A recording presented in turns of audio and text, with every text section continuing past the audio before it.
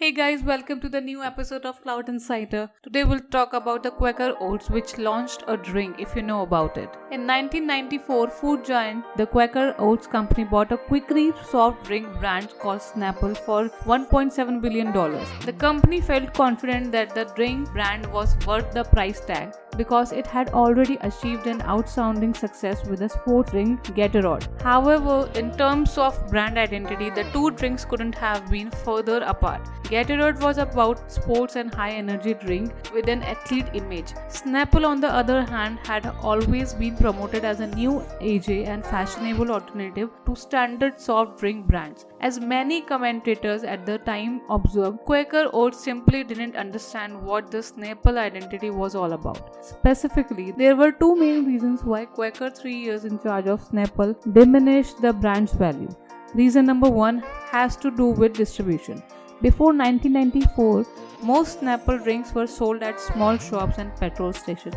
However, Quaker deployed its usual mass marketing techniques and placed the brand in supermarkets and other inappropriate locations. The problem was the way Quaker decided to promote the product, abandoning eccentric advertising campaigns in favor of a more conservative approach. The day Quaker announced that it would sell the Snapple drink business for $300 million, the New York Times pointed the finger at the misguided advertising campaigns. Quaker discontinued its quickery campaign featuring a Snapple employee named Wendy and replaced it with one which Snapple boasted that it would be happy to be third behind Coca-Cola and Pepsi in the beverage market. The real-life US advertising featuring Wendy, a receptionist reading fan letters from consumers, had been a real hit, but Quaker decided to come up with a new advertising campaign using the same company which produced a Gatorade campaign.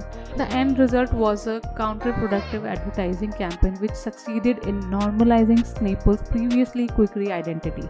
As sales started to slide, Quaker believed it held the solution. Send sales reps out to the street to ask people to try a product for free.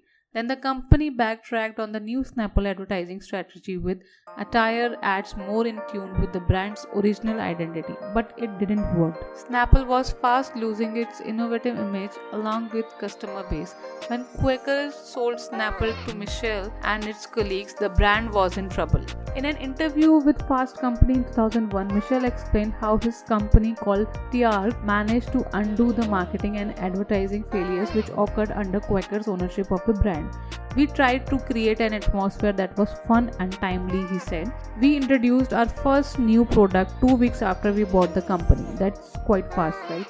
Another part of the strategy was to bring back the adverts featuring Wendy the receptionist. Gradually, Snapple's original customer returned and the brand again increased in value. In 2000, Cadbury bought Snapple for $1 billion. In 2008, the brand became part of portfolios spun out of Cadbury's and established as the Dr. Pepper Snapple Group. Snapple brands include 7up, Canada Dry, etc. So here we got the lessons from Snapples. First of all, accept that different brands need different distribution. Quaker believed that Snapple could be pushed through Gatorade's distribution system. It turned out that Quaker distribution competencies could never be leveraged to push Snapple because the image of two brands is distinct. Snapple's new AJ image had been supported by the fact it had been sold through thousands of small sites and independent distributors. Quaker decided it was best to use supermarkets and other large outlets. Secondly, understand the brands. Ultimately, Quaker failed to hold on to Snapple's brand value because it did not understand the essence of the brand identity.